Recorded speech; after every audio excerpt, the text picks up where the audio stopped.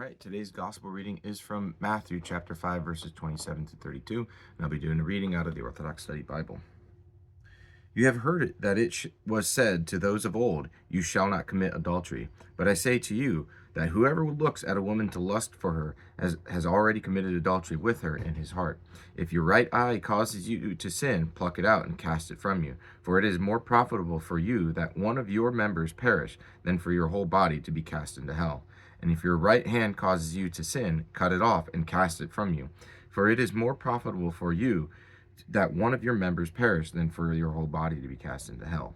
Furthermore, it has been said, "Whoever divorces his wife, let him give her a certificate of divorce." But I say to you that whoever divorces his wife for any reason except sexual immorality causes her to commit adultery, and whoever marries a woman who is divorced commits adultery.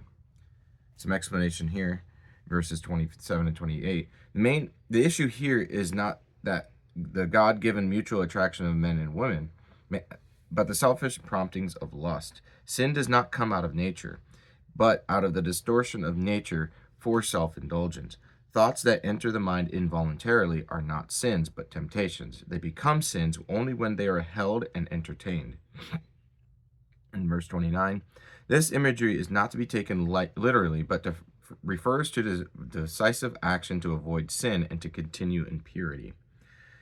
In verses 31 and 32, in contrast to the easy access to divorce under the Mosaic law, and because of the misuse of divorce in that day, Jesus repeatedly condemns divorce and emphasizes the eternal nature of marriage. The possibility of divorce on the grounds of sexual immorality shows that marriage can be destroyed by sin. While recognizing divorce as a serious sin, the Orthodox Church allows divorce and a second marriage as a concession to human weakness and as a corrective measure of compassion when a marriage has been broken. A third marriage is permitted only under specific, limited circumstances, and a fourth marriage is never permitted. Amen. All right, today's gospel reading is from Matthew chapter 5, verses 33 through 41.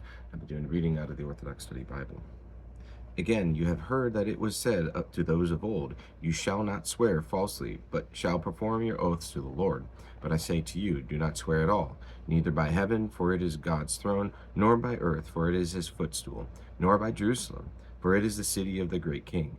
Nor shall you swear by your head, because you cannot make one hair white or black, but let your yes be yes, and your no, no. For whatever is more than these is from the evil one. You have heard that it was said, "An eye for an eye and a tooth for a tooth." But I tell you not to resist an evil person. But whoever slaps you on your right cheek, turn the other to him also. If anyone wants to sue you and take away your tunic, let him have your cloak also.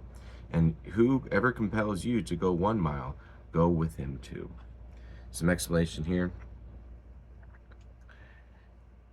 In 34 through 37, trust cannot be secured by swearing an oath by things that are not in man's possession anyway, but only by simple integrity. 39 through 42, in contrast to the Old Testament, Jesus warns us not to resist violence with more violence. Evil can only be overcome by good, which keeps us free from compromise with the devil and can bring our enemy under the yoke of God's love.